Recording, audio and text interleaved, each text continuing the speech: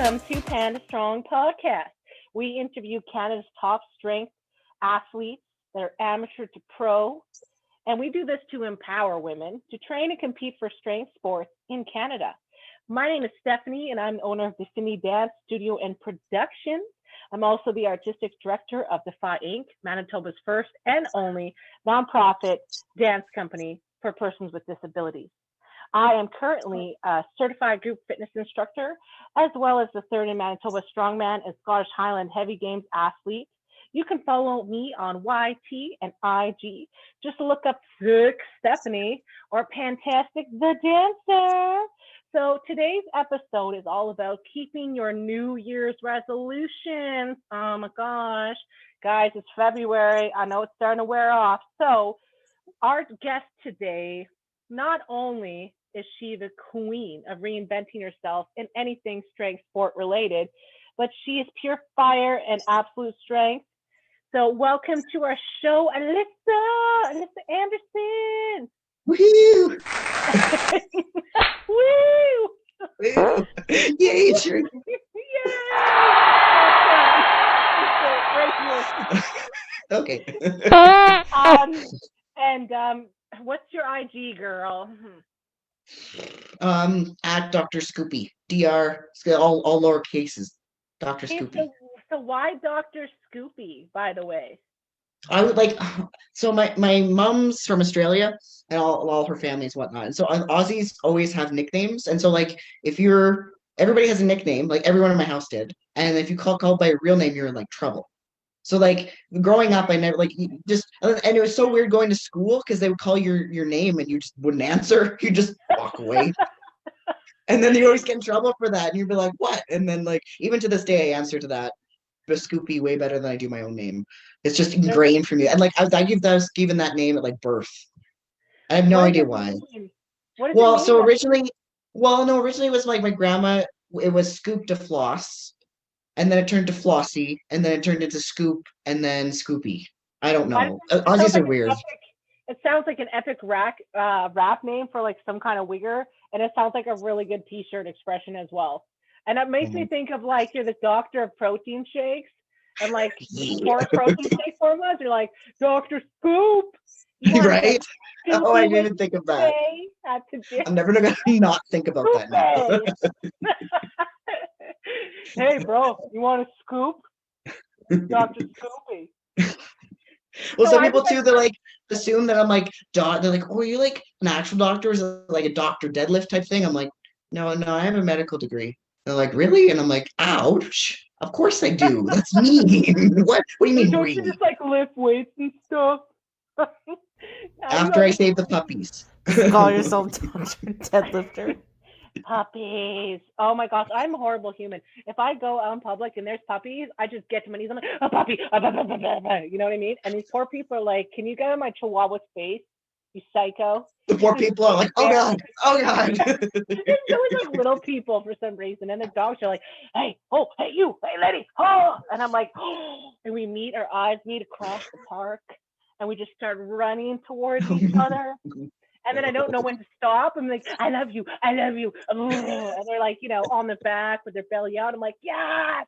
Smack their belly. And then I'm like, oh, it was nice to meet you. My name is Hector.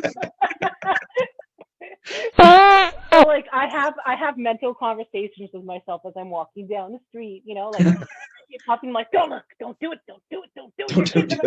Don't embarrass your kid today. Come on, focus. Puppies suck. And that's how I get through life. So if I ever become some rich lady, I won't be a cat. I'll have like 50,000 dogs, like the movie 100 Dalmatians when there's castle. So you're Australian. My mom's Australian. Yeah, I have dual citizenship. Yeah. What? Ooh, Aussie guys are so hot. Oh my God. And the accent. No, they're not. They're just on TV. Well, no, they're just, I guess they're known for being chauvinists. Oh. That's why Mom married a Canadian. I shouldn't say they are now. That was the perception back then. Everybody calm down. No, it's triggered. So anyway. So thank you guys for listening into our podcast today. Please stay tuned to the end because we have exciting news. and you're gonna learn Alyssa's real life story of how she entered into many strength sports. So yeah, thanks again for being on the show today. And so, anyways, let me tell you about Alyssa for those who don't know how fabulous she is. Let's make a summary, and then I'm going to brag about all her accomplishments, and I won't even have time to do all of them because she's that amazing. So, yeah, she's like a 5 times Alberta middleweight strongest woman. She also does powerlifting, wrestling, mass wrestling, and grip sport, which is crazy. And she, at one point, did equestrian riding, and she was very fancy and little on the horse, so she jumped across the fields with things. But right now, she just kicks ass and takes names. And some of her accomplishments include 5-time Alberta middle strongest woman kind of thing, and she did that all the way from 2016 to 2020. I need my glasses. Then she also was 2018 second strongest lightweight woman in the world. 2019 she was fifth at Arnold Strongman Amateur as middleweight. And yeah, so 2020, which is most recently, XPC Arnold 21 deadlift salute winner overall with a 565-pound deadlift, which is crazy to me because that's like lifting me twice. That's insane. Like, I just want to come over and be like, can you just like lift me for a bit? It's like therapy. Anytime. It might ruin my relationship with my husband. Like, you can't even lift me, you know? You suck. And I'm horrible. I'm sorry. I'm gonna do that to my boyfriend. I'm like, Ryan, next time I see you, please lift me. You raise It's so me funny because like all my up. friends, I'm like, can I lift you? I just need someone new. And then like my friends just carry them around, and they're like, my boyfriend can't even lift me. Tell me your boyfriend's a bitch. Tell him to come to the gym and lift weights. I'm like, don't worry. If he ever breaks up with you, I got you. We'll be your straight husband. It's all good. Don't worry. Do you want me to carry you? Do you need a carry today? So in powerlifting, and I won't say it all because it's too much to say. So Yeah, it's too much. No one cares. Hey, you better cancel it. I'm going to smack you around. 2020, Shell Shock, first in women's total and women's Wilks. She was first in weight class, total 537.5 Wilks. I'm gonna screw this up, but that's okay. 490.9, BW 80.26, squat 435.4, bench 242.5, deadlift 507.06. I don't know how you do that. Like, that's insane. I'll be sitting here being like, I have 150 bench press, I'm the strongest woman in the world. And then they're like, yeah, bitch, that's 1/3 of me. And I'm like, just throw my straps like quit. And then she won the North American Mass Wrestling Championship overall in her weight class lightweight. By the way, she doesn't look like a lightweight. So fun. Just joking. I'm no longer a lightweight. I'm a big bitch now. Let's be clear. You're a big bitch. I love that. Big bitch. So anyways, grip sport, Spring Clench 2019 Women's Open winner. Oh my God. And yeah, so she was originally a bodybuilder. So she went from the bottom to the top. Yeah. So I want to know that you, like I said, you went from equestrian riding and hunting. Yeah. I think you still do that, which is badass. You got to teach me. Yeah. I'll be a grasshopper. And now she does all this hardcore stuff. So I just feel like equestrian is still like lightweight and like you think of like the little disc jockey and polite English words and hair in a ponytail and sweetie and a tight jacket. So like that's quite the difference. So explain that to me, like how you went from that to that. What happened? Did a man traumatize you in your life? No, I'm just kidding. Well, I'm not entirely sure how any of this happened, to be completely honest with you. But I don't know. I love horses. I'm still obsessed with them. I just started riding at a young age. At 9, I got my first horse. I had 4 at one point. Now I just have 1. I don't know. That's what I love to do. I no longer do it competitively just because of that reason. It's expensive. Yeah. But the community is different. They're fantastic people. It's just not my scene anymore. Like, for instance, I had one of the last shows I did. I had the cheapest horse there. My horses were $200, and there was of course like $10,000, $50,000 horses there. So I trained him from the minute he was born. I was there all the way until that show. We won two Grand Prix in the jumpers, and then there was one class I didn't know what it was, but I'm like, I'll sign up for it, whatever. It's some money involved, and it ended up being more of an equitation class. So again, you're judged on what you look like, not if you go who's the fastest and who jumps the most. So I won that class as far as I jumped the fastest and was clear my round. But I didn't win because I had mud on my boots and I didn't have the fancy. Basically, in jumpers, all you have to do is wear a collared shirt. So I had just a simple collared shirt. I was a university student. I had a lot of money. My boyfriend and I came in on like this weird trailer thing, so we looked like trailer trash walking in. And I just won all these Grand Prix. So then she in front of everyone, she said basically like, this girl would have won, but there's mud on her boots, and this doesn't look good, and that doesn't look good. And had she had any respect, and like completely in front of everyone, and I was like, bitch, I won. Like my horse beat your $50,000 horses, your $100,000 horses, my $200 horse from the sticks, and I came in and won it all. So I was like, whatever, take it. But after that, I was like, I'm not really sure this is for me anymore. Well, this isn't something I need to be involved in. Well, yeah, I mean, like when I was a kid, I did like brow riding, and my parents couldn't afford I always wanted Raven horses, Right. and I like the Stern horse is just so beautiful. It's not because they cost money; they're just such beautiful breeds. Mhm. But anyway, same thing like as you is like except for my dance background and stuff like that. It's so people always say it's not like that. I'm like, yeah, it's not like that now. It's like that. But like 20 years ago, yes, it was like that, and that was always the comment I got too. Like, you're the best, you're so talented, you're some potential, but if you looked a certain way or you dressed Right. a certain way, and then that just turned me off, and I was like, screw it. Like, I'm not an elitist in that sense. Like, I like to, Right. be the top for my ability, but I'm not going to sit there and judge people, put them down in that sense. I just don't care. Like, I like to look, I don't care that much. And yeah, it's a superficiality, and that's why I think I never got into questioning myself, because I knew I wasn't that type. And Right. you just right, and the cost, like you said, involved and stuff like that. But I mean, people think it's not hard. They're like, question. You're just I was like, do you know how much physical strength it takes to balance horse? Like, I got into vaulting, and Yeah. it's hard, man. Like because I So did like hard. gymnastics, and I'm physically have that natural strength ability, but holy shit, and that's how I really fucked up my leg, was like falling off the horse. But yeah, it's I have so much respect for that, because it takes a long time to build a relationship with the horse. Never mind, train it and from a young age, and then for you to do that and get to that high of a level, that just shows, like, once again, a lot of people think you have to have. I'm not gonna say any specific names, but you have to have like certain, high level knee wraps or these knee wraps. Yeah. It's like they can be only made out of so many materials, right? Like at the end of the Right. day, they're all kind of relatively the same quality. It's just the fits might be different or whatever, the size of the design. But you know what I mean? Like at the end of the day, it's like what you bring to the table, right? Those are, Right. like you said, just the superficial excuses. It's like, no, you brought your A game, and that's why you won. So, Right. do you miss it though? I mean, do you miss being a part of Yeah. that? Of course I do. Yeah, I do. I Yeah. really much do. Yeah. And the thing is that I can't go back to it now. I'm too big. I mean, I can ride my one gelding, it's fine, but to be competitive, and I don't know. And the problem is too is I don't have a place to keep him down here, so it's just not going to work right now. I mean, but yeah, of course I miss it. I love it. I really do. Yeah, but If I life goes on.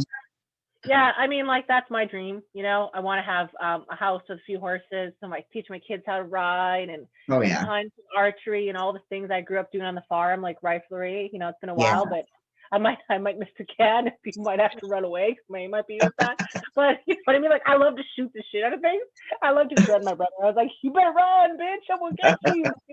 That's such an asshole. So it's fun, and especially like you watch Western movies when you're a kid, and you see Mhm. people like like archery or like riflery on a horse, and they're like, like Actually, it's there's a so whole sport called cowboy mounted shooting that I was involved what? with for a few years. Yeah, so we shoot blanks from pistols, shotguns, and rifles, and you have to go shoot balloons with them. So I didn't actually compete in it. But I trained. So my ex-fiance, I trained his horses to be, able to be shot off of. Because that's mostly what I did as a kid. Is like to get to university, I just trained horses. But yeah, I trained all his horses to be shot off of and whatnot, and then he would Wow. go compete with them. So yeah, that was a lot of fun. It's actually pretty nifty. when I come out there, I'm telling you, like, we're gonna go find a horse. We're gonna get into some shenanigans, man. You know what I really wanted to do was like jousting, because I was like, oh, I get to Oh push God. people. Like, I just like being that asshole. Like, I used to win Monopoly, and I'd like spin against all my cousins. I'm like, yeah, bitch, I took your house and your church. Oh, I took everything. You know, jousting is so bad because you're like, boom, bitch, and that person just like goes flying. You know what I mean? But then my husband's like, you're not allowed to have kids, and I'm like, why? He's like, because you could get stabbed in the neck, and I'm Yeah, like, I was just gonna say it's a little too dangerous for fun. me. It's really, Yeah. that's the only part is the stabbing in the neck, you know. But otherwise, Yeah, it's that's it. very fun, you know. Oh my God. So I just like go up to like the Venmo. It's like, we have a good time today, just a little less stabbing in the neck, just a little bit, Little slip. just a little less. Look at this. This is the money maker. Just not here, okay? Just down here. I don't need my ovaries. I already have two kids. So anyways, to tell us about your mass wrestling career, which actually I didn't even know what that was until I interviewed Bailey. And I was Yeah. like, Bailey, I'm gonna come out there. I'm gonna tug of war your ass, man. I don't care. I'll get on you. I'll sit in your face. I'm not gonna give you that stick. It's mine. It's mine, Oh ho. my But I God. really want to. Just kidding, Bailey. I love you. I would never do that. But yeah. So tell me what got you into powerlifting and wrestling, in what order? And I mean, yeah, Okay. is it just yeah? Go. So I was always big with sports in high school and whatnot. Everyone always starts there. And it bothers me that they start there. So it's kind of strange that I started there, but that's beside the point. Anyway, so we all like sports, and then I go into university and I go into pre-vet and then into vet school. And there's just no time for actual organized sports. So I was a runner. So I thought, well, I'll just start, training for marathons instead, right? I need something to do. And so that was a terrible idea because that took hours upon hours of the day that I did not have in vet school. And so then I started weight training for whatever reason.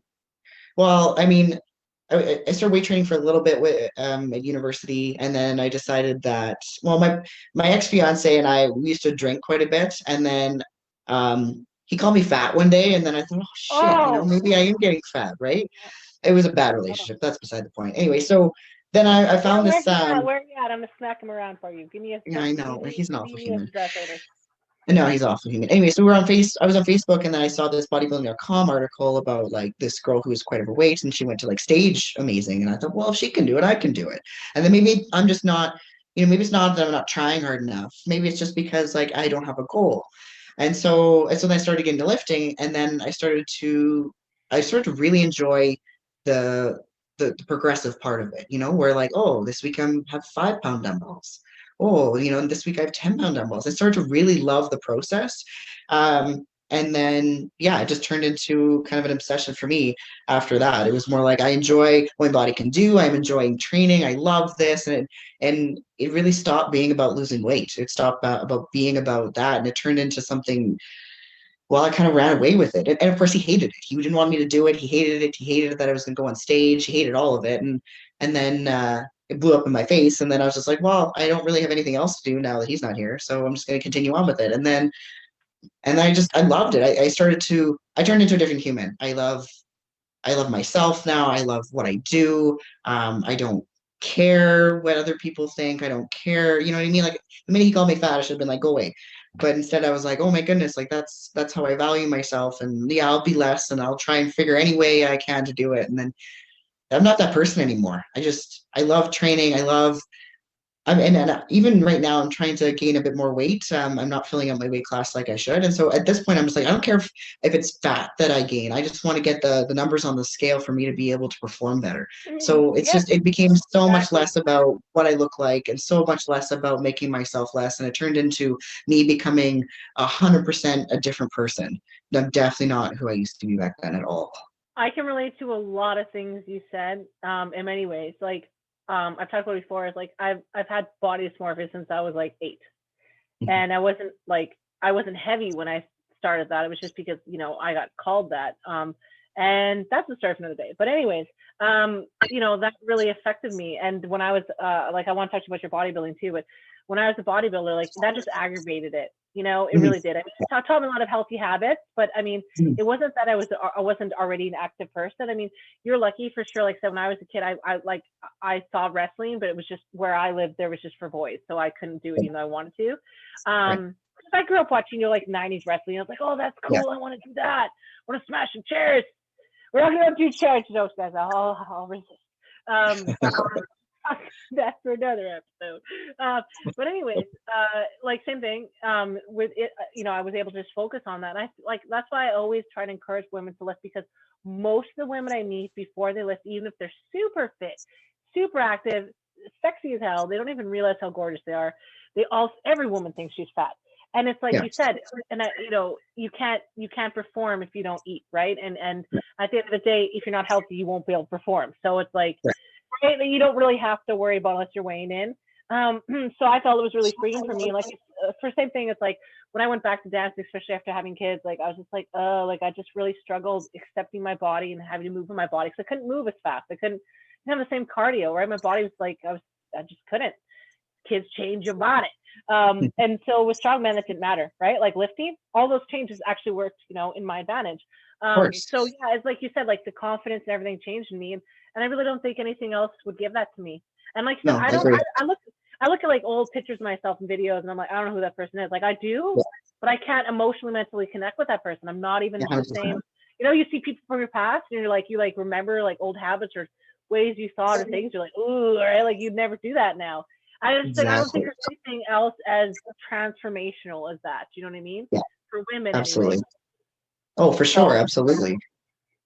So with the bodybuilding, like how long do you bodybuilding again? How many? Not very long. 1 year, 2 years, something like that. Yeah, two. I think it was 3 years. Yeah, I started training. I never weight trained before. I'm like, I'm gonna get on stage because there's no information. Like there's very little information back, quite a few, not even long ago. Now there's like coaches everywhere. You can find what you need. But back then, like I tried to get into powerlifting back when I tried to get into strongman. So I did the bodybuilding first, and then I tried to get into powerlifting. I couldn't get into powerlifting because I couldn't find a coach to coach me.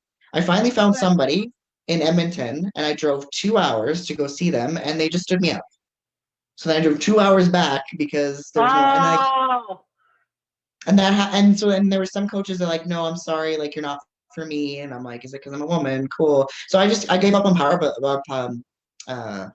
I'm like, okay, the sport's not for me.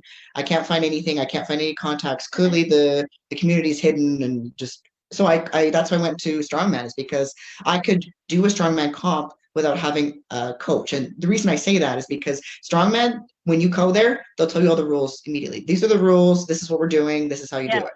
And I just jumped in without knowing how to do log. My first show, I did 500-pound yoke. I'm like, cool, we'll just do this. And everybody was super supportive and helpful and great. Whereas powerlifting, my first ever full power meet was in just a few months ago at Shell Shock.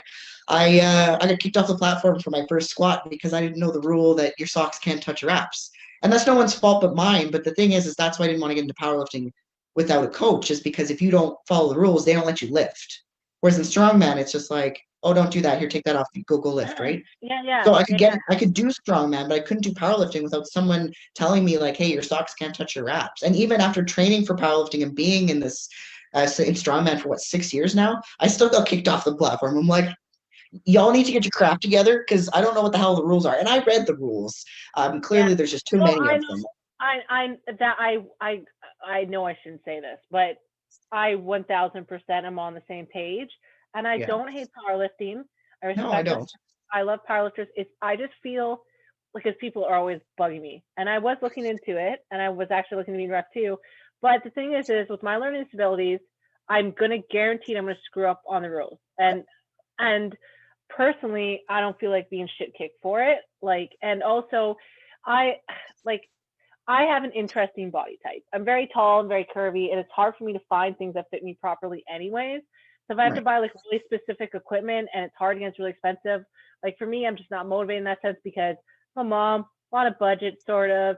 And so, and then if they change all the time, then I get stuck with all this gear. So because I'm a heavyweight, I don't think there's not a lot of people I could sell it to locally, right? So I'm just kind of like, well, I don't want to be stuck with a bunch of shit.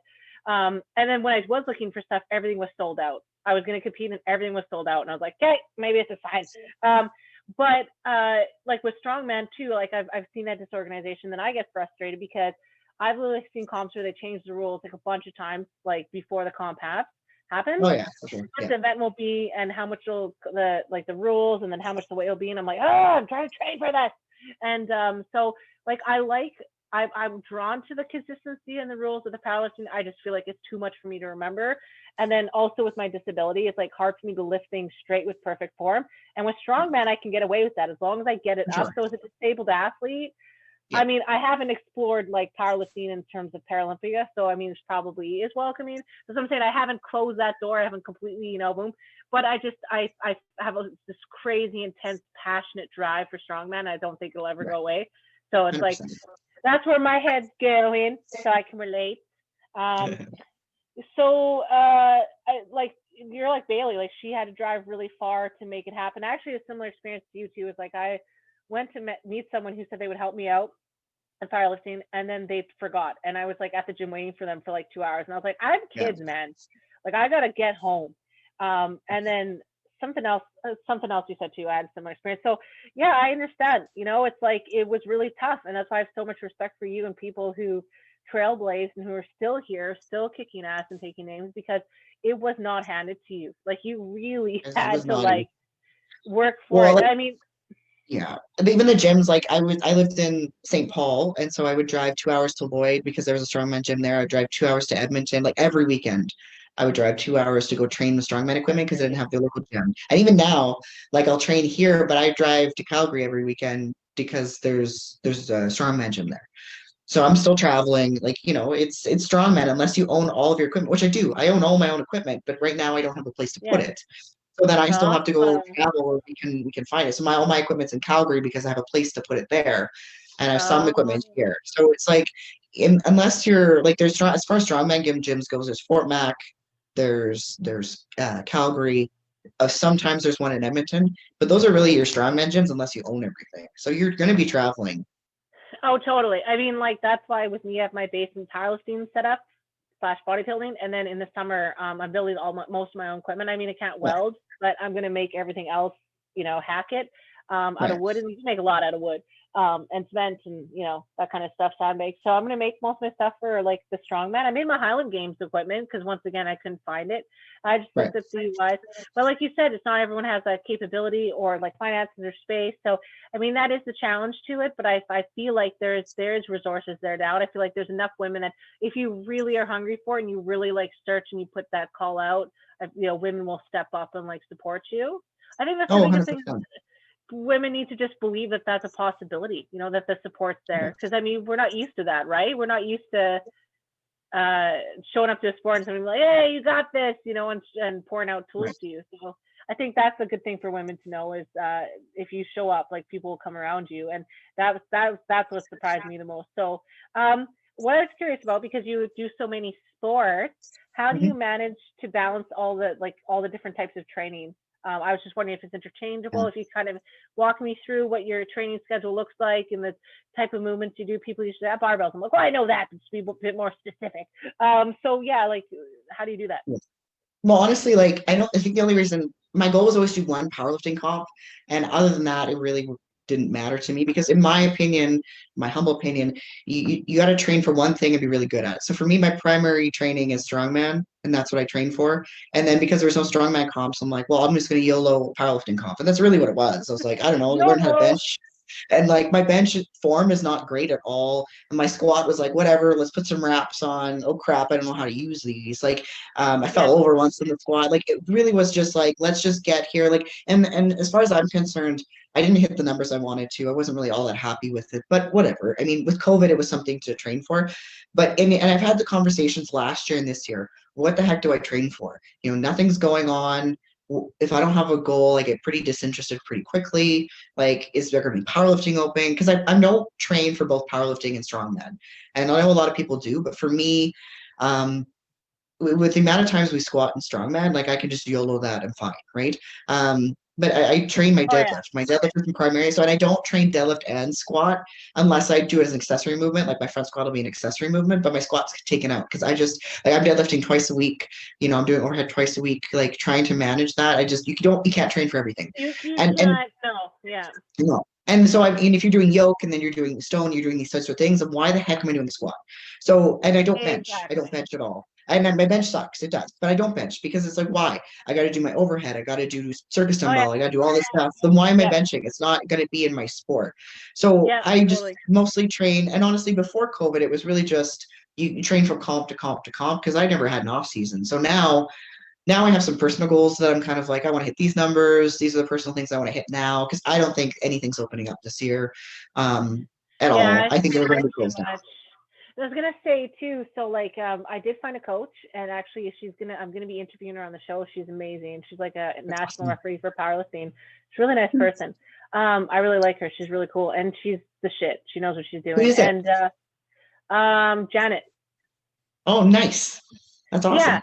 So basically, I got knocked up. So I was like, I'm gonna do nationals of strong man in piano lifting, and I was like, I was good. I was good. My bench was weak because I wasn't trained that, but it's like you said, I was training strongman equipment. So I did I basically started out with like when I after I had my first son, he's like just turned 4. I just did like nothing but Pilates, yoga, just dance movements just to rehabilitate my body for a solid year and a half. Then I was bodybuilding for a year, and then I was like training more for Highland Games. And then I started to just do more heavy compound lifts, kind of like CrossFit stuff, at the commercial gym. And then I joined, lifting gym and got started to just train just with strongman equipment. And then same as you, I was like, well, there's only at the time, I was like, oh, there's only gonna be maybe 1 or 2 of these a year. Well, what am I gonna do the rest of the year? I'm like you, I need a goal, I need that carrot, or I get really lazy. Like I'm either full on or I sleep. That's what I say, I'm a Yeah. pen, okay? I'm either gonna maul you or I'm gonna take a nap. So I was like, hey, powerlifting. And then I got pregnant, and then COVID lockdown with everything. But like with what I was gonna say too, with like deadlifting and a lot of the stuff that we do with strongman is grip, right? Especially when we talk about Yeah. Alice zones. And that's probably why it's really easy for you. I think anyone should do as a default, like grip. Grips for mass wrestling. Like, what's your thoughts on that? Because I don't feel like it's that much harder. Like, I don't know, like because I don't do it right now. Yeah. Do you have to add any other workouts or things, or is it just you just go for Yes. it? No, like I purposely try and go to grip competitions because I probably wouldn't train grip as aggressively without it. So then what I do is I add in actual grip days where I'm just, well, not just training grip, but I'm training grip actively in those because my deadlift days are not my grip days. My deadlift days are for deadlifts and activating the right muscles. And if it's for reps, then I'm using my figure eights. I'm doing those sorts of things. And then I train grip otherwise. Like I'm not messing around with, I don't do mixed grip unless I'm going to be powerlifting. It's worthless. It's just going to tear my bicep. It makes me hurt. So I with grip, I purposely do it so that it helps my strongman. The other 2 sports, I just like from the Moss wrestling, I was kind of voluntold, like, hey, this is happening, you're coming. And I'm like, okay. And so then I kind of just showed up and it Okay. happened. like I like like when you get all girly because it's like sort of showed up and okay. and then like I remember like my first match was with the girl from like Russia who came over. And I was just like, I don't know what I'm doing. And she's like, oh, being all nice and trying to help me. Put your feet here, it's fine. And then we pull it, and I'm like this. And I like pulled it out of her hands, and she's like, and I was like, ooh. And I'm just like, I don't know what's going on. And she's just like, she's trying to be like, oh, this girl doesn't know what she's doing. Oh, silly thing. Ha ha ha. And then I pull out of her hand, she's like, I'm gonna kill you. And I'm like, ah. Anyway, but I think the only reason like Moss wrestling went so well is because of my deadlift. But I mean, I enjoy it. The problem is that Moss wrestling overlaps with strongman so much is that you really have to pick like a number one, right? So strongman comes first. That's what I train for, and so Moss wrestling's fine. It's nifty, but I mean, it just interferes with strongman too much, really. Yeah, because I mean, the problem with it is like it's exhaustion, right? People are Right. saying like strongman is very exhaustive, like you said, on your shoulders and just certain key muscles and your grip. And if you fuck around with grip, which see, I didn't know from my first competition because you learn this shit, right? I kept failing and I could have won, and I like my grip just kept failing. I'm like, fuck, I just could not with the farmer's carry, like every 30 seconds, and you weren't allowed lifting straps. I'm like, fuck. And also, Right. I would say like I have little fucking hands, like I do, like I have. If you look at the size of my wrists and my arms, like I have little hands Right. and little feet. So it's like it's already hard enough for me with an axle just to get like a proper Right. grip without straps. So it's like if I'm having to touch Atlas stones and all that stuff, it's like it's not gonna happen. And that's why it's like because people will always say, right? It's like, oh, you could do this, you could do that, and they don't understand. Like you said, you want to excel, but you have excelled in all of them at the same time. So I mean, I don't know. Like, what's your secret? What are your hacks, girl? What do you do? There is none. I just honestly like even like I don't know. I got voluntold. I showed up. What went well? I got lucky, and I mean, I mean, they all kind of complement each other, right? So Moss wrestling is basically a deadlift. I'm very good at deadlifts. My powerlifting deadlift is not very good because I hitch, but whatever, it's still a deadlift. I don't know. I It's mean, all similar but not the same. It's just the problem is that if you want to be the best in the world at something, you have to overly specialize, and you yeah. do have to pick and choose what comps you go to. Because in 2019, I did too many comps. I went to Worlds and I tore my tricep off. I mean, I'm not going to say I was surprised. Oh, Definitely knew it was coming. Like I was just like, because every month I was doing a comp, and it wasn't a light comp. It was like, in September I was in Ontario, and then October I was in Texas, and then December I went to Florida. And I'm just like, not only was I traveling all over the place in a whole bunch of different climates and getting sick and crap, but I was training too much and all these shows are super, super heavy. It was inevitable. I was just stupid. I was like, no, I can't choose between them, so I'll go. And then I broke. And so well, the thing is, you have to be choosy about them. So for me, it's like I'm not going to do a Moss wrestling show if I have some important strongman show coming up, and I'm definitely not yeah. powerlifting. And the only reason I did the sometimes they one qualifies you for another. So for instance, the USS Proman's Worlds that I did qualified me for the XBC deadlift that was a powerlifting meet. So I'm like, okay, I'll go, whatever. Like, you're gonna give me money, cool, I'll go. So then I went, and it was good. It was lots of fun. And I won, and I was like, that's good. But like that one will qualify for another, and they're very similar. So, but yeah, you always have to have that, like, what's your number one? Because Yeah. in the end, you're gonna sacrifice. Like, I can't train, my 3 lift powerlifting and have a full powerlifting cycle and do all my strongman stuff that I need to do. And Well, honestly, like, trying to just train strongman and all the equipment and be proficient in all of it is yeah, so hard. yeah. Well, that's what I'm trying to say. So for me, it's like I love Highland games, like love, Right. love, love, and I'm really good at it because I have the mobility of a dancer, which is what you need, right? Because you need that Right. swing, that large ROM, which a lot of Right. lifters don't have because you're shrinking and tightening your muscles. But once again, that works again with strongman. Again, sorry, and I had to stop dancing. I stopped doing partner dancing, and that stuff I really love. And people just come, and then I would regret it because I'd go, and then I'd try to train the next day or even a couple days after, and I'd hurt myself. And people say, oh, there's no such thing as too much competitions, and I'm like, yes, there is, and you have to be mindful of, are you lifting similar events, with time to deload in between and play with the equipment, and that rest recovery type thing. And it's like, if you're just getting trophies in mind, it's fine. But you may not be like injured. You may be like one of those people who are just lucky, or you're doing all the right things. But I feel like just like you, it's like it's okay to have those other things you maybe dabble in a bit, but you definitely have to specialize. And I feel like if you were like to put the tier of which sport you have to be really specific in, like you said, it's strongman. Like it's not, it's so all inclusive that it's people like, oh, well, you go for powerlifting. I'm like, yeah, but powerlifting is like the same 3 movements though. Right. Like that's why you can push, like I feel like, more competitions together. A lot of times when I was looking at powerlifting competitions too, it's like the dates were too close to a strongman thing, and I'm like 2-3 weeks in between. And I was like, yeah, that's not a good idea. That's like way too close. Right. I think so. I was just curious, like, do you do 5 days a week? Do you do like a few hours? Do you just do like heavy set days, like say like a Monday, Wednesday, Friday, and then Tuesday, Thursdays, like your own, like more in that angle? Yeah. I drive my boyfriend crazy because he always asks me, like, what are you doing today? And I'm like, I don't know.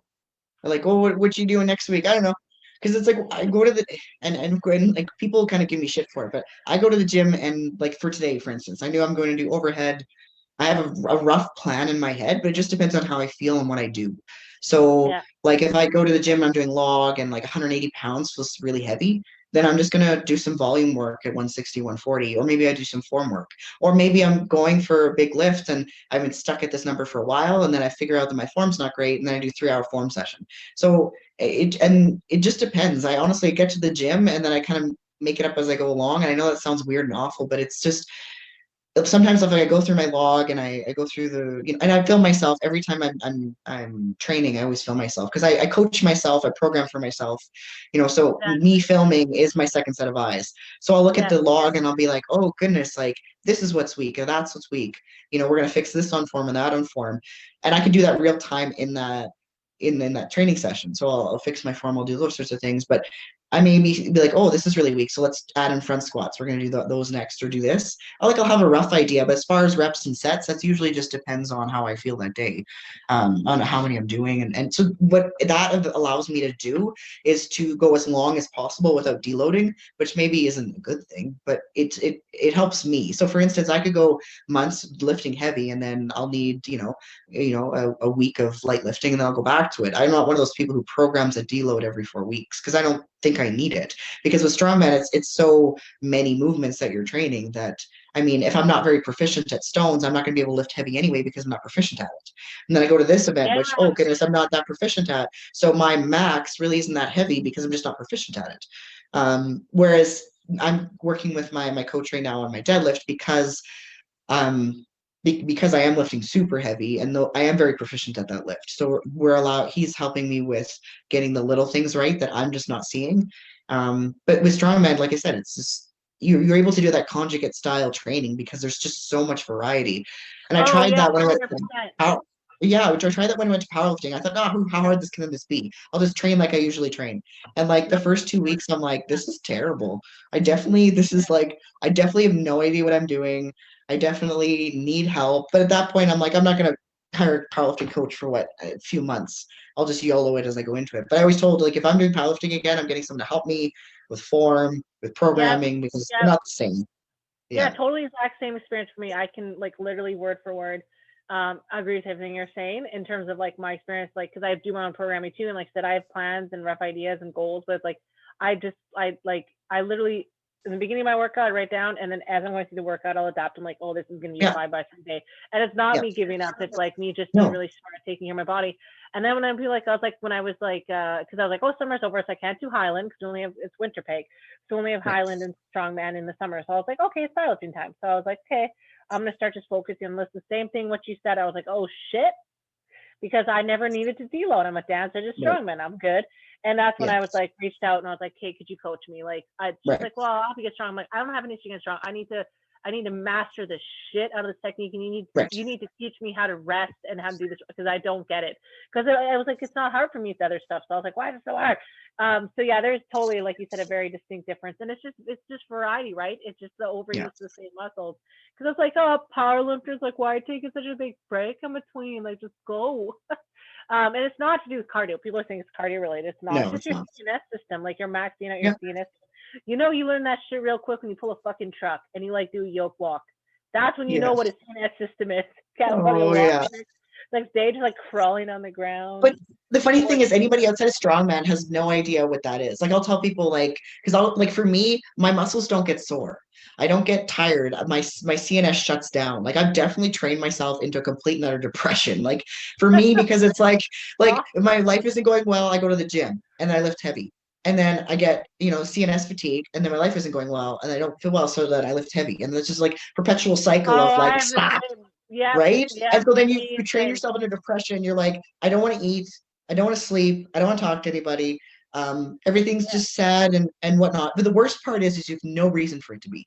Like my life is awesome. Everything's great. Everything's fine. And you're just like, I'm sad and I don't know why. And then like I'm working with my coach there, and he's just like, stop. Don't do that. I'm like, okay. I actually once so I have a nutrition coach, and I have Rebel Genetics, and then I also have my deadlift coach, Colin, who I love. At the one point, they both band together and like, you're taking a week off. And if you don't take a week off, we're not coaching you anymore. And I'm like, oh, fine, assholes. Like, do you like that? Yeah, I'm like, okay. Like, and it's true. I don't have any self-control. Like, I did my deadlifts on, was that yesterday? Yeah, I did my deadlifts yesterday, and I was supposed to do like 70%. And I was like, so I sent him my video. I'm like, it's too light.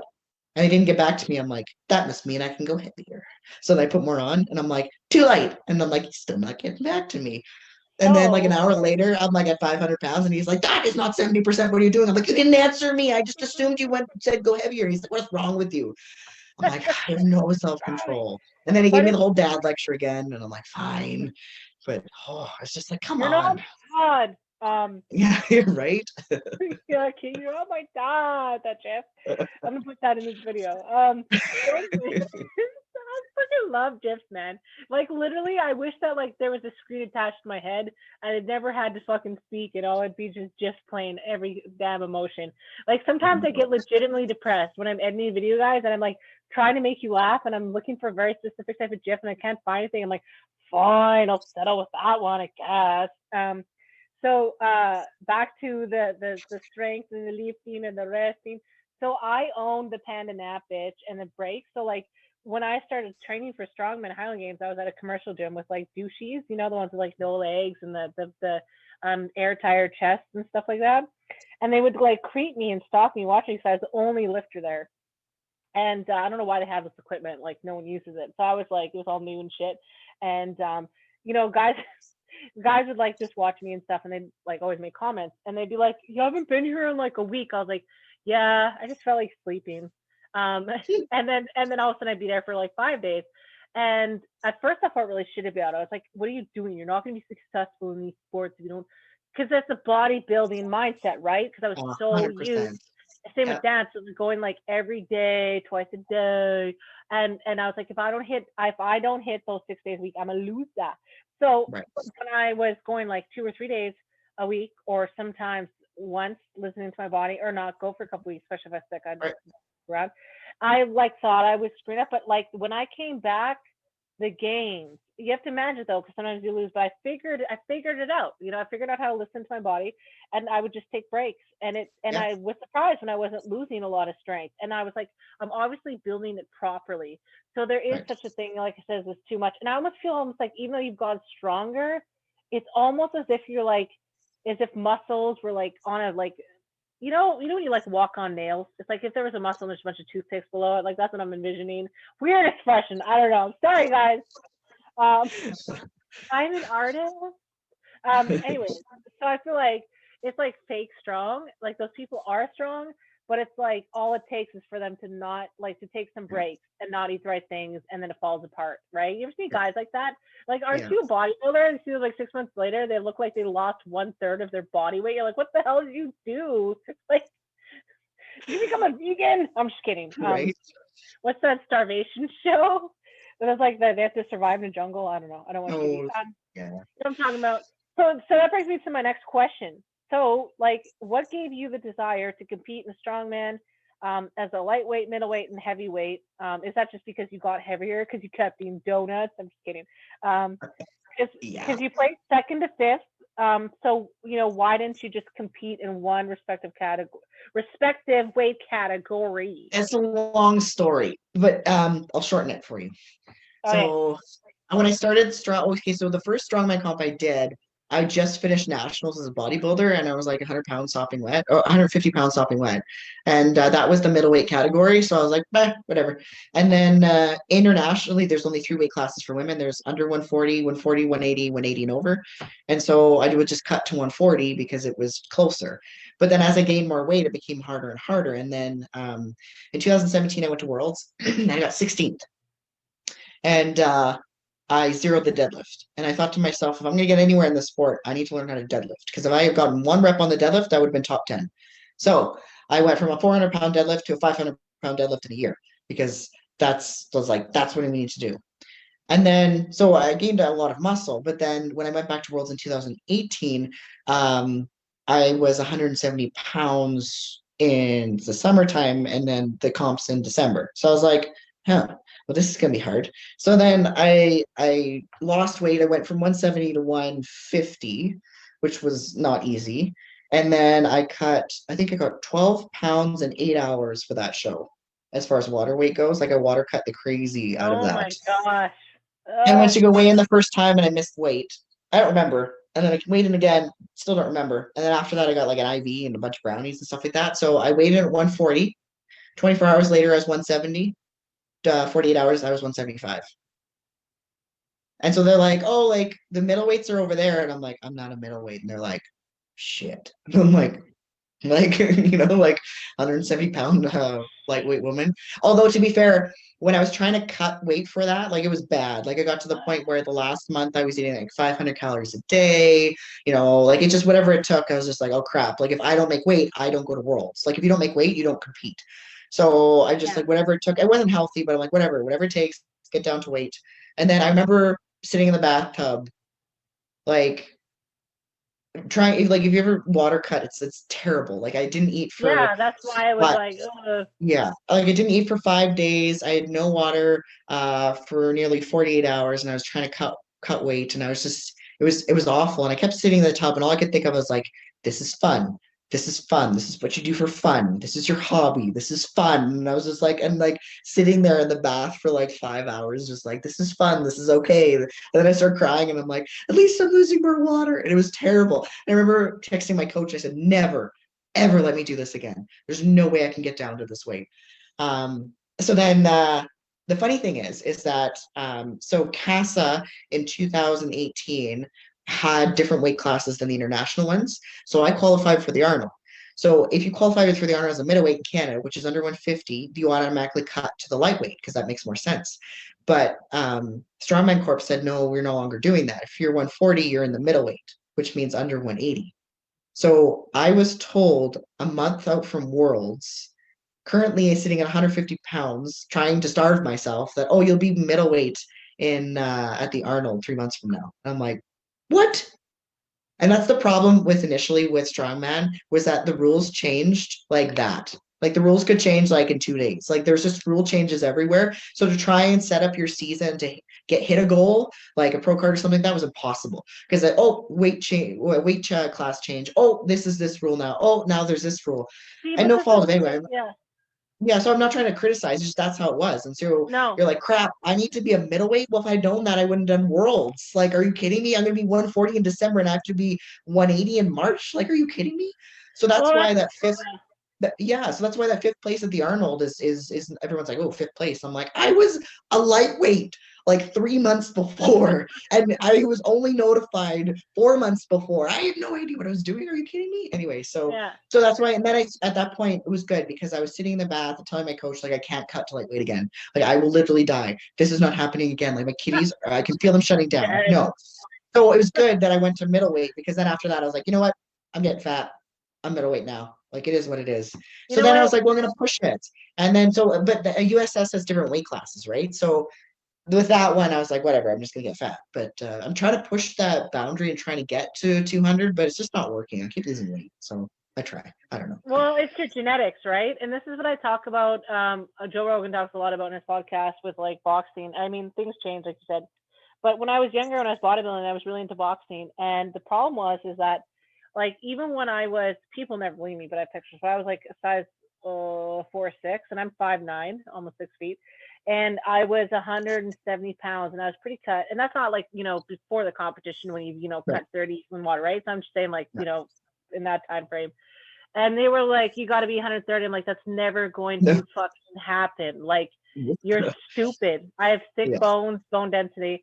And so I just became demotivated because I was like, I'm not going to kill myself. It was just I've always been more into long-term health and long-term Yes. longevity in sport versus like superficial looks. So then I was like, and this is like 10 years ago before I knew about strongman, any of these things. And now, with these sports, I feel like what I like about strongman is that you can kind of fluctuate like that. And because it's not healthy, right? Like, I mean, like I said, I love bodybuilding, I respect it. I respect anybody who has that level of discipline. But I just think it's like when you're fighting someone's genetics, like you've seen boxers and people who've cut where it's like, they're sickly. Like that's too small for them.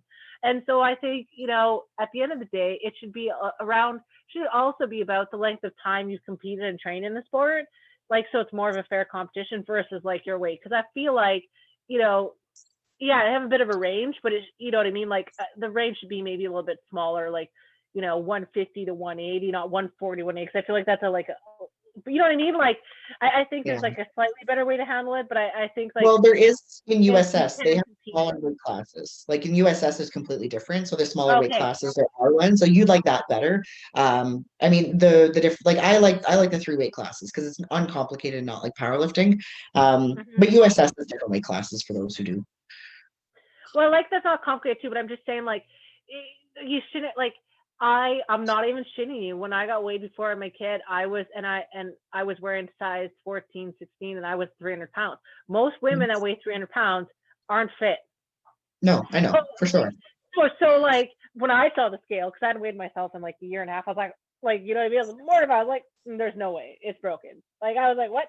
But then when I saw that, I was like, well, shit. I guess I'm not a middleweight then. I was like, they're like, what's your weight? I'm like, I don't even need to know. When it's like, wait a minute, Yeah. don't tell me. I don't need to know. It's gonna mess with my head too much.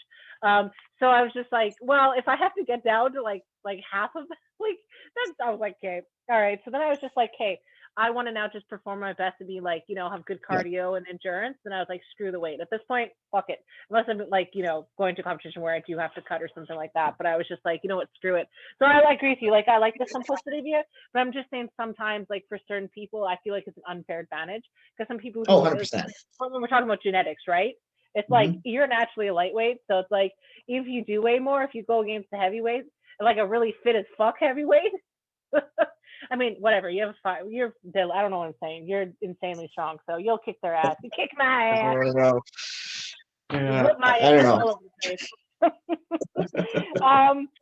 I don't. This is like, you guys. I'm like new to the sport, so like I'm learning as I'm doing these podcasts with all these numbers. So if I sound like a dumbass sometimes, then you know why. So anyways. No, you're doing good. All right. Okay. Because I'm trying to. It's a lot. It's complicated. And there's a lot There's too many rules. Like, it's not rules. That's a lie. There's no rules. That's what's beautiful about it. But as far as like trying to figure out the associations and like, it took me 6 years to figure it out. And then they keep changing and the rules keep changing. And then the associations change their weight classes. And then it's like, I don't even know what's going on. So yeah, it's everybody. No one knows what's going on. Oh yeah, by the way, I noticed like powerlifting attracts like very like orderly type of people. And then strongman. And then there's us. Freak rebels. And then there's us. Like, and like, how far can I bend the world without getting arrested? It's COVID. Oh, 100%. We do that all the time. Like, rule number 1 is don't ask any questions in the rules meeting, because if they didn't say you couldn't do it, you can do it. Don't give them a suggestion to make a rule, Right. Always that one person that you just want to just leave. So sometimes I go stand behind that person. I'm like, shh. And I'm like, if you say something again, I swear to God. I've definitely done that in a rules meeting before. And everyone's like, ha ha ha ha. And I'm like, ha ha ha ha. No. Like, someone with eyeballs, like a little creepy like dude coming out of a bush, like, yeah, just like hovering around their chair. What's that freaking movie? This is what you're doing. This is what I want you to do. Oh my God, I haven't heard that in years. I love that. Oh. My parents neglected me. I watched a lot of movies. So anyways, it's like, you're not normal at all. I'm like, I wasn't loved. It's okay. So what made you? No, I already asked you that. You answered that. She's so smart. I don't have to ask a question. She answered for me.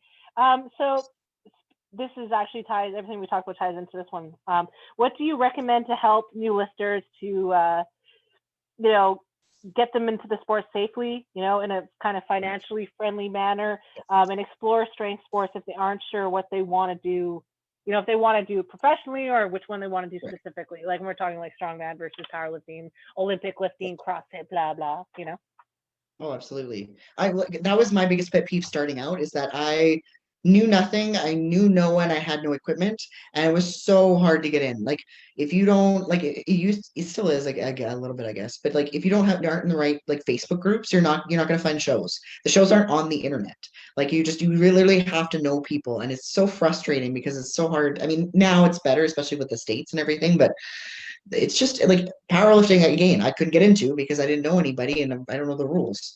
So I don't know. I just honestly find a gym or find people or reach out to people. Like, Instagram's out there now, like, just reach out to people. I've had people reach out to me like, hey, like, I want to be a power lifter. And honestly, I'm like, I have no idea. I don't know nothing about powerlifting. Like, I got kicked off the platform. I don't know shit. But here's who I know. Like, you talk to this person, talk to that person, and I will literally give you as much information as I could throw at you, because it's like, I totally get it. I've been there. And there's like people want to train with me, like, no problem. Come on out. Well, like, I'll teach you what I know, and like, no, no charging or anything, but like, just to get into sport, like, here's other people. Let me introduce you to this person. Let me introduce you to that person. Like, here are all the competitions coming up. Here's, the people you should be talking to, or this or that. So it's just reaching out to those sorts of people. And I think Instagram's a really big one, because you can kind of get on there. And then most of the strong women, in fact, that nearly all the strong women I know are fantastic. Like you just reach out to them and be like, hey, I want to get into the sport. How do I do it? And honestly, like Randall Lovelace, Donna Moore, all of them will respond to you and they'll be super nice about it. Like, and we're all pretty easygoing. So, or you can, because Googling just doesn't work with strongman. It really is It awful. doesn't. Like when I was trying to figure out how to compete in different provinces, Yeah. even for Highland Games, and yeah, like oh, so I'm actually interviewing her for the show too, but she started what's it called? It's like a map for strongman. But anyways, like this, it's relatively new. So yeah, with Highland Games, I still to this day cannot find things, and I like I'll just like go through suggestions on Instagram. But it's like you said, if you're adding people, even on Facebook, then it usually it's like you look at their mutual friends, you can kind of creep the profile a bit. And people have been pretty cool. Like people sent me a friend request and I'll creep them. And I'm like, okay, fine, we can be friends. Let's just, we'll both do strongman, whatever. And then end up making really cool friends. So yeah, that's the only way, like you said, otherwise you just won't find it. But just so you guys know, we are creating like a resource directory. Our sponsors are gonna be listed on, but also I'm gonna have a list of coaches, trainers, events in the area. You know, it's not always gonna be the most up to date because I have to be on it all the time, but at least there'll be a pretty good solid foundation. And then if you guys want to submit posts, you know, athlete bios, I'm gonna have a page for that too, just for your own representation. So the goal is to build our podcast website to just be like a ginormous platform of resource for women in strength sports. And there are, like she said, Alyssa, there's tons of Facebook groups, but you do have to find them. And the nice thing about this is they'll just send you in the right direction for whatever sport you're going to get into. So I hope to have it up along with the merch store by March. But in the meantime, you know, if you want to submit questions to Alyssa, you can always reach out to her on Instagram. Then we have our Ask the Panda segment at the end of the month. Her and our guest earlier this month, Sam Beliveau, is going to be on there, so you guys can ask your questions from stuff. Some of the stuff we talked about today are totally new questions, things, whatever. It's going to be live, and then we also give away gifts from our sponsors at the end of that too for tuning in. So I highly recommend that. Yeah, so you're a vet, which is really, really cool, and I think that's really cool. But what I'm more curious about, those kind of linear things make sense to me, like, you know what I mean? But it's kind of funny because you're a vet, but you're a hunter, you know? I like that you're the queen of oxymorons here. It's great. I get you. As there's a dog in her lap. Oh, I don't hunt dogs. Deer comes and bleeding. Oh, you poor deer, you know? So I'm curious then, because you're like that. Why didn't you get into Olympic lifting, right? Like Olympic weightlifting or CrossFit? I love well, let me tell you. Oh gosh, you know. Well, so I wanted to get into CrossFit originally, like way back when I was like younger, like teenager, and like CrossFit's stupid expensive. Like I couldn't afford it. I was like no, I'm like I can't afford that crap. So I never got into CrossFit, which was probably a good thing.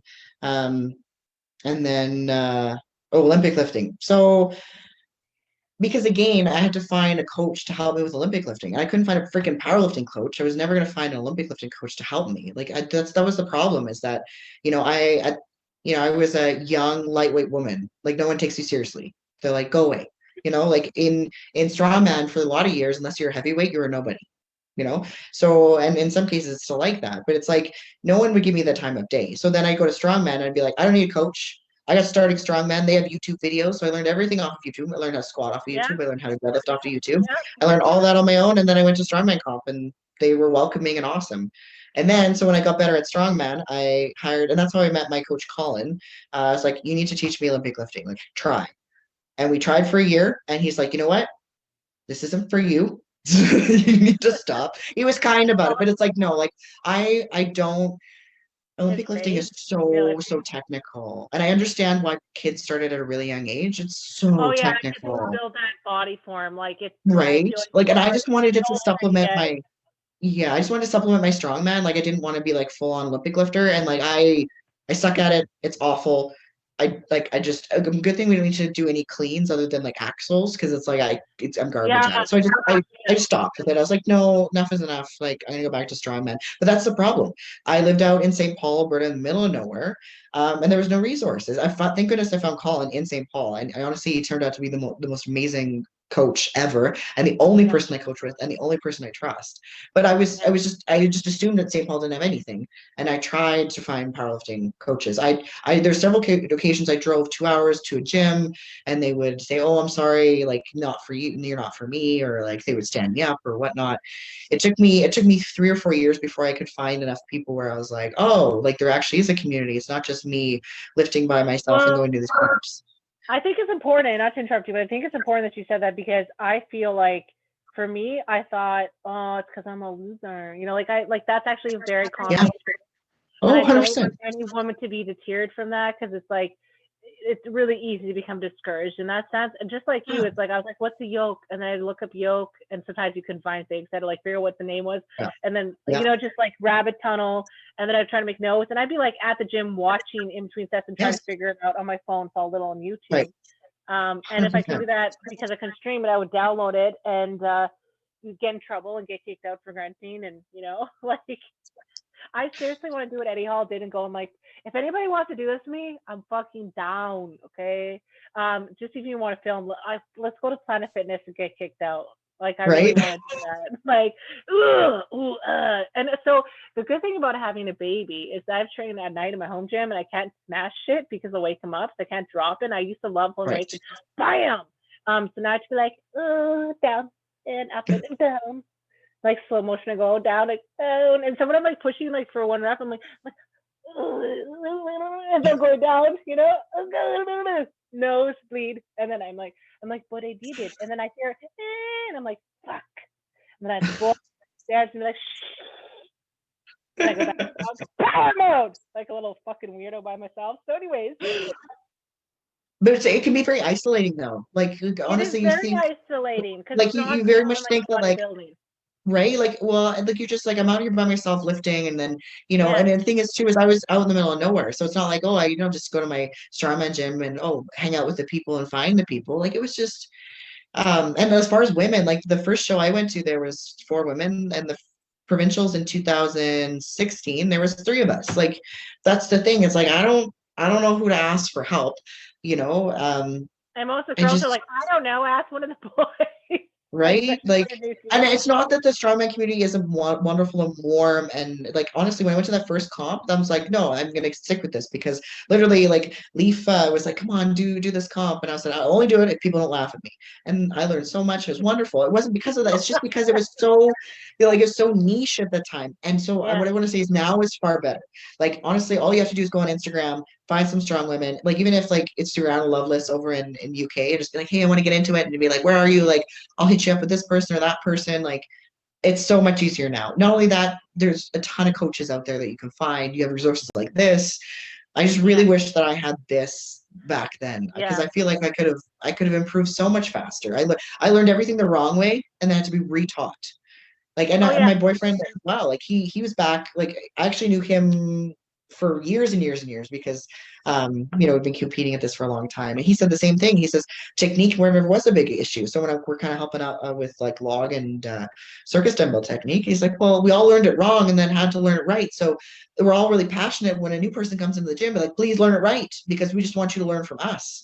So that's why a lot of us, when you come to strongman gym, they're like, yeah, like, please, like, we'll help you. Like when it's not like, oh, we think we're better than you. It's like, no, we want you to have the resources that we didn't have. Don't be defensive. I mean, like, it's not like when you're a commercial gym. Like, if some guy came up to me, I'd be like, what the fuck do you know about strongman? You're a bodybuilder. Get out of my face. Not hating, because there's some people like, you know, like us who bodybuild and do it. But you guys know who I'm talking about, the Garys.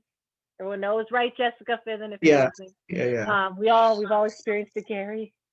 The Gary self-help group, you know, from Gary Recovery Trauma. But no, for sure, like, take the help, take the resources. Like, don't put yourself through unnecessarily struggle. You're not any cooler for it. Like, that's where part you got to drop your ego. Like, I think that's for me when I lived. I was trying to act cool and tough because I was in a new lifting gym, and then I had to just humble myself and then take the advice, and then I made great friends from it. So, you know, I mean, they couldn't help me with, like, you know, movements that, you know, like Atlas don't, because like a lot for the people that weren't strongman. But for the strongman, it's so, well, my point is like you have to let go of this whole thing of trying to be perfect right away, or like being super strong right away. If you're gonna learn and not have crappy habits, or, get hurt. You just have to be humble and be willing to feel a little stupid, while you're learning. That's okay. Yeah, most All the most best strongmen people. won't like.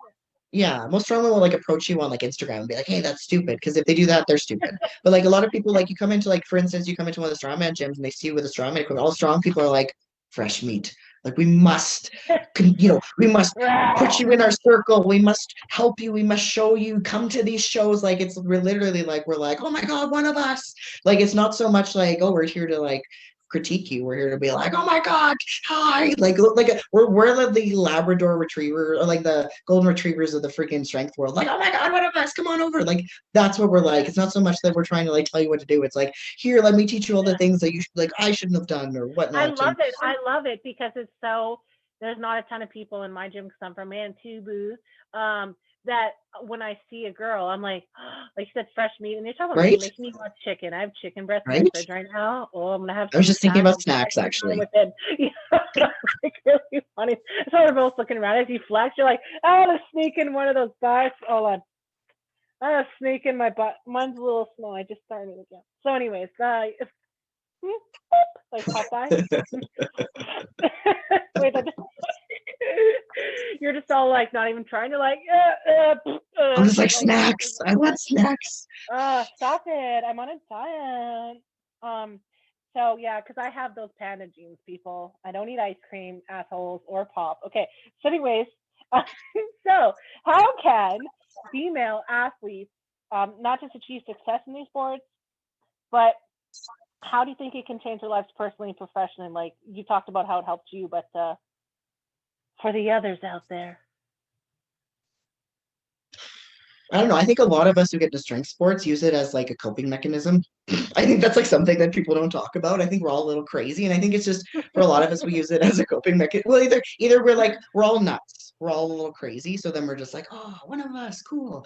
But not only that, it's like life's stressful and awful, so then you can just go to the gym and not feel awful about it. Like I can't go to work and swear at people, so I go to the gym and just let out my aggression. So I mean that's really nice, I guess. But I mean, being successful, I don't know. It just depends on what success means to them. Like a lot of people, if they're, I talk to a lot of people like, oh, this is fun. I have a fun way to work out where I don't feel awful in the gym and I can come here and it's social and I hang out with my friends and get a good workout in. That's success. I don't know. So if you want to push the sport further, then fine. There's all sorts of avenues to do that. And the nice thing about strongman is there's no one avenue, right? So you got Strongman Corp, USS, you've got your independence, you've got CAS and all this kind of stuff. You can kind of go whichever way you want. If one federation doesn't like you, screw you, we'll go to the next one.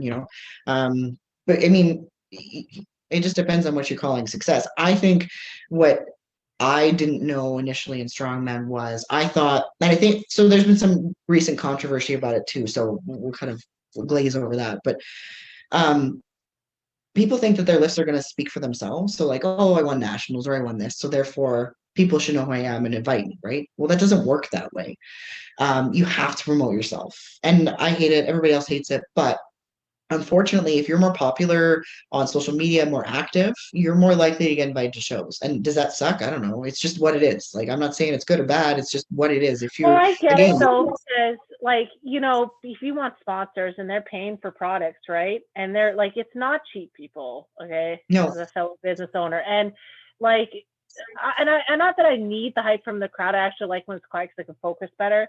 But it's like if you're doing all of this work and there's no one around, it sucks for the athletes because it is motivation, but also for the sponsors who are trying to make money. So if we want sponsors to keep sponsoring us and we want our sport taken seriously, like, if you were an Olympic athlete and anything else, and you want to have athlete grants and funding because it isn't funded, right? Mm-hmm. And once you get to elite level, if you want that to happen, then you need to take it seriously. And it's a brand at the end of the day, even if you're building a career as a vet, right? At the end of the day, you are a brand. Whether or not you like it in this modern economy, you have to do it. So it's like, there is people who, like you said, shy away from that. And then you, with powerlifting, there's nothing to do with that, right? Like there's respect to sports we show up, but with strongman, it is very much like about trending. I mean, cool. Like Eddie Hall, what makes him unique is he actually looks and acts just like my little brother. It's freakish. My little brother was a little weirdo when we were kids. He would just like fucking walk by a car and set off alarms and like deadlift it with one fucking arm. He would just but I think, I can't get even strongman though. If you see with strongman though, people don't understand it's still a performance sport. In powerlifting, if you lift, 900 pounds is 900 pounds. If someone lifts, 850 pounds, that's not as much, right? So of course your lifts speak a little, I mean, I don't know powerlifting, so maybe I should speak on it a little bit more for themselves. In strongman, yeah, you do have personalities like Eddie Hall, they know his personality. And then you have, you have Thor and his personality, and Martins and these kind of characters, right? So, and I think that I didn't realize this initially, and I know there's some controversy online right now about some of the stuff that was going on about like girls featured at Barbend or whatever. And it's just like, well, I mean, if you're like, and a lot of people branding, like my list should speak for themselves, my title should speak for themselves. Yeah, I get it. I do, but you're right. I'm glad that you spoke on that because a lot of people don't get that. It's still at the end of the day about sponsors, about making money. And I don't claim to be It's great not at cheap. anything. Strongman equipment is No. custom equipment, and Yeah. you want somebody to put on a show for you, and Right. people understand because I've like hosted so many shows and produced things. Like I know whether it's a theater show, Strongman, I know how much fucking money it costs to rent a venue, to get insurance, to get your equipment. I don't care if it's Strongman equipment or it's fucking theater equipment. It costs the same. I'm telling you, wood and wood and metal was wood and metal. And like for me to walk into a show, to not be an absolute shit show, to charge $20 a head, and people don't even want to pay that most time. Right. I have to spend a good 10K to 15K. That's not even paying performers, right? That's like that's just like covering your basic minimum cost, like a techie. So people will be like, "Well, I don't have a photographer or videographer." Well, that shit ain't free, bro. And then it's like people like, we'll DM, we'll share. I'm like, but do you though? A lot of people say they do. That's why, like, places like Popeye say you have to follow all these people tag to win. And it's like, I just say, it's like, if you want people to give a shit, then put it up, put it out there. Like, I don't care that my lists aren't as strong as some other women because I know what I've had to physically, when I had my first kid, and I talk about it all the time, it's not because I want sympathy, because I want women to see it's fucking possible. It's like, I was crawling on all fours. I had permanent spine and nerve damage. I couldn't feel my pelvic floor at all. Zero zilch. It took me like 3 years to get to that strongman point, to my first competition. And here I am again having a C-section, and I'm fucking pain, and like I'm in pain right now, and I'm making it work, and I'm doing what I gotta do. And it's like, I want women who've had kids to be in the sport. I want more women to be in the sport. So it's like, how am I gonna make that happen? Well, I have to create content, right? And it's like, no, I don't have the biggest list right now because I haven't been listing for like a year. But like, anything heavy, because you shouldn't when you're pregnant. It's not smart. Some people can, but I listen to your body.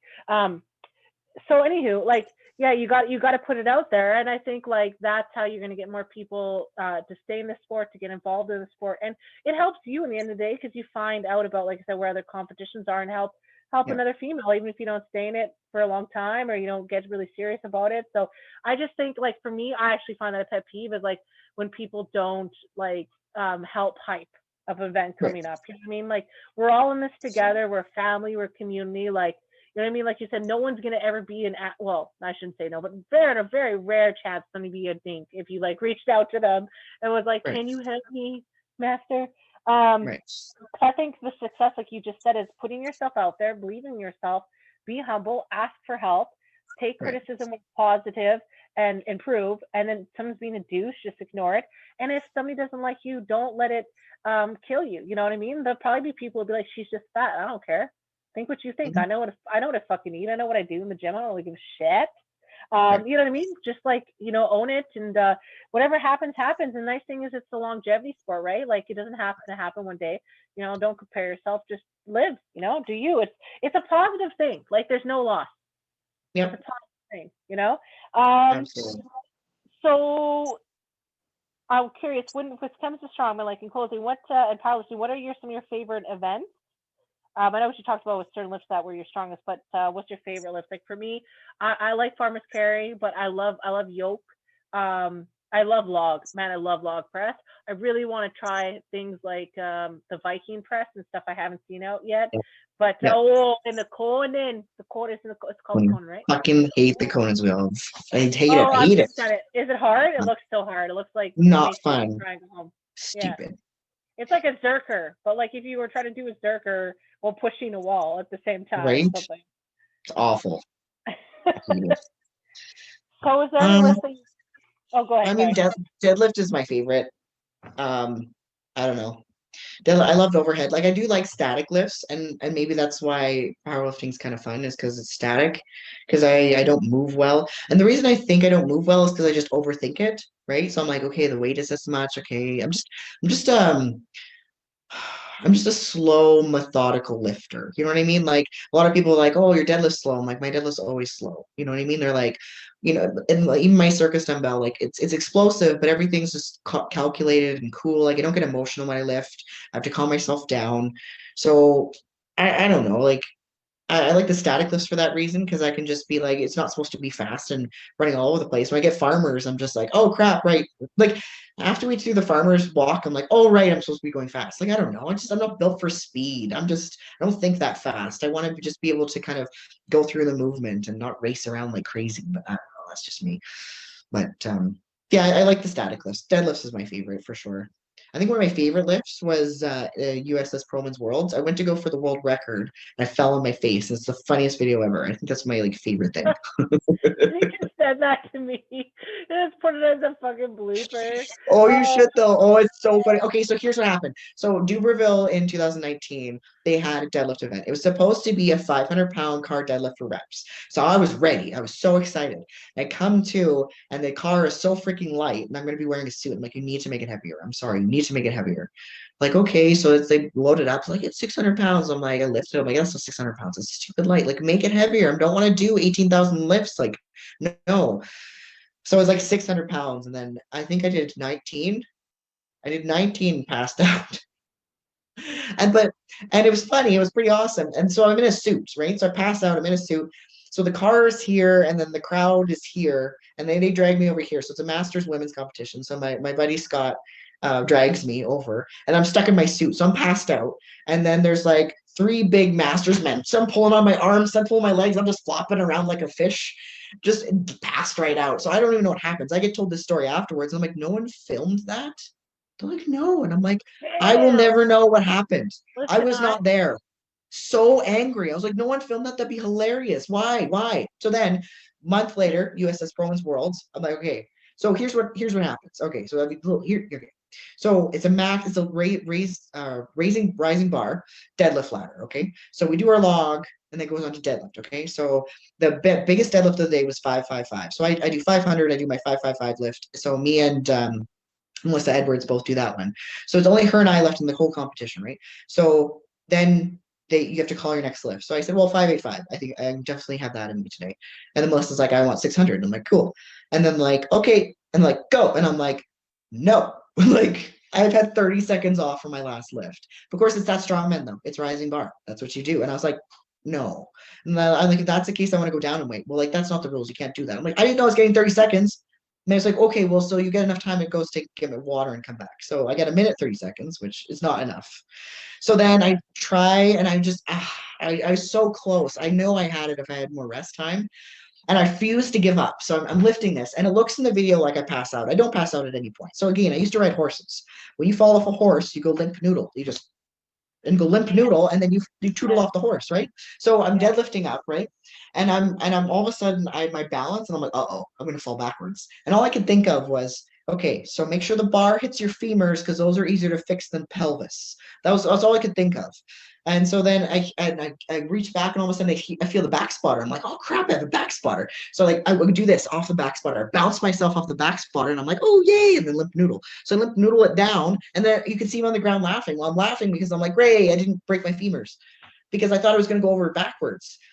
So everyone's like, "Oh my god!" And then, like, oh, of course, it was went viral for a little bit, and everybody on the comments was like, "That's not safe," and why didn't anybody help her? And I'm like, first of all, no one helped me. Like, who's gonna stop 500 pounds going that fast? Like, come on, stop. And then the second one is like, yeah, I know. And the second one is like, oh, like you shouldn't be doing that. That's not safe. And I'm like, dude, I've fallen off of horses going full speed. This was a cakewalk. I fell from standing. If you've never been drunk, we do this all the time. Yeah. Like it's I fell from standing, calm down. Everyone's like, oh, the figure eights are the problem. I said the figure eights prevented the bar from rolling over me. It really was best case scenario. I didn't get hurt at all. It was fine. Everyone's like, you passed out. I'm like, no, I limp noodled. Like, anyway. But anyway, that's probably my favorite lift. Listen, I always tell people, I like to give, okay, so like my older brother and older sister are half Chinese because they have a Chinese dad.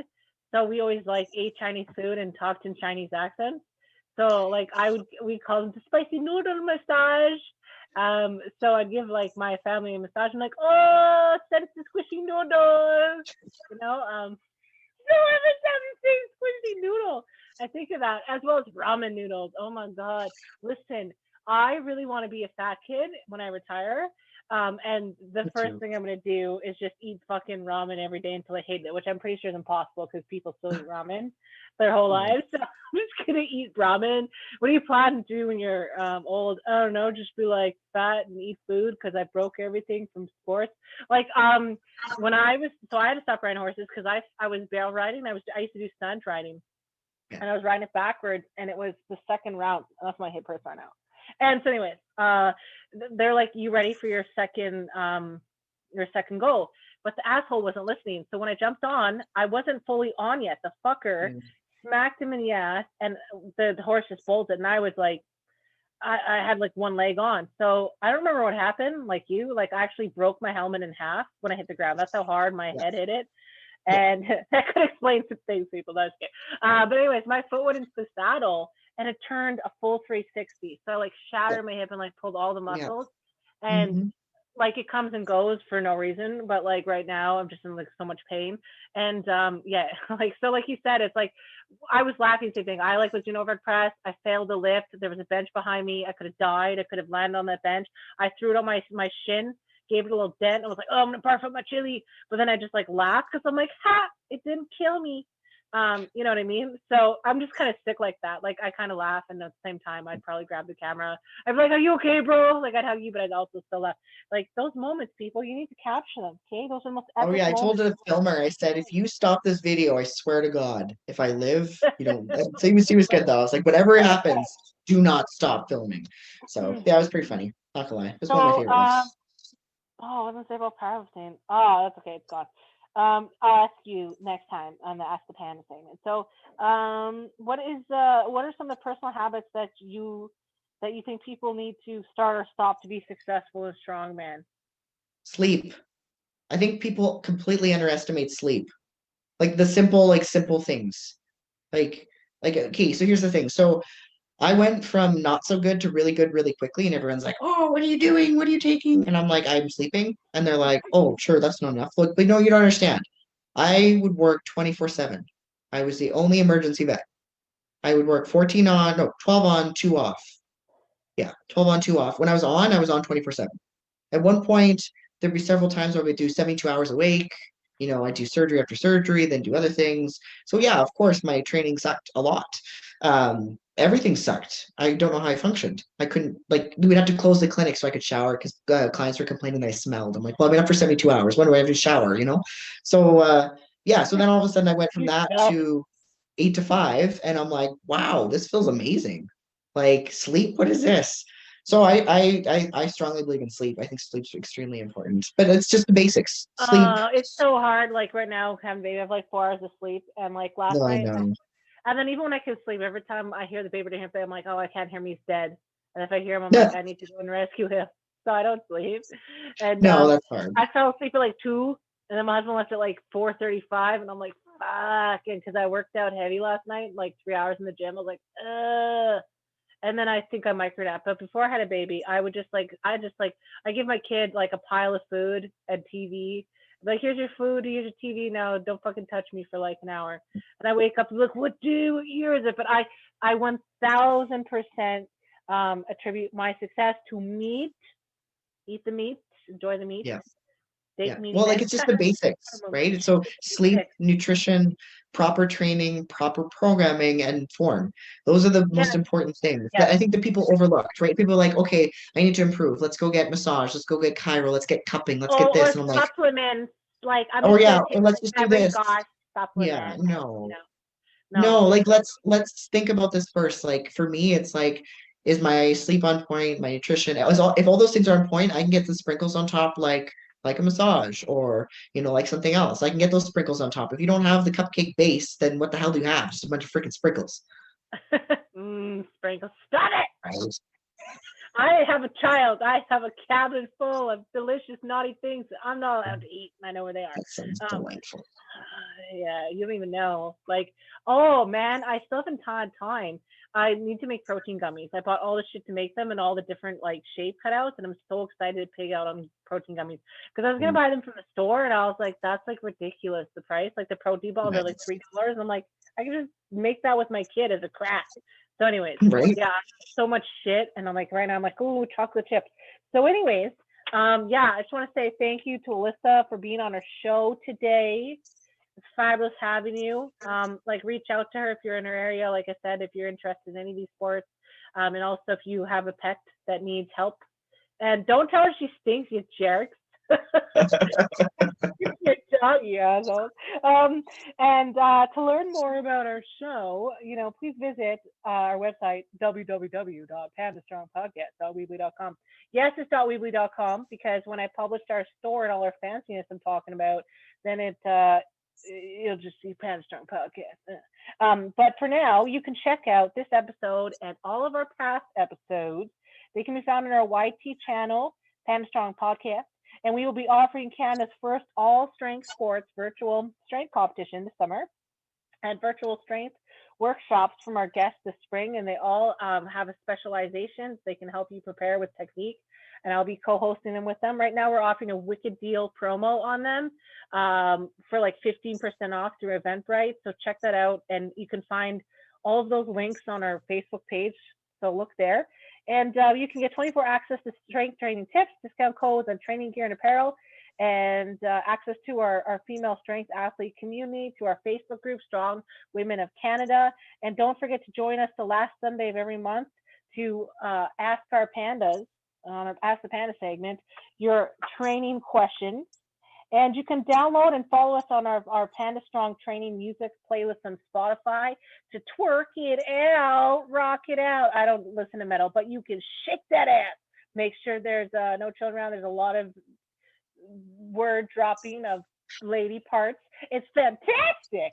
And if you're interested in being a guest on our show, which everyone is, all you have to do is check out our eligibility requirements on our website and application details, because otherwise I don't answer no hoes. Okay, you got to send all those people, and it's all available on our website. Read it, check it out. So thanks for listening in. We love you, and please comment. Let us know what was your favorite part of the show today, and we can't wait to see your journey in your strength sport and training. Please send us videos, like I said, and let us know how you're doing. We're always here to help you. Thanks for being on our show, Alyssa.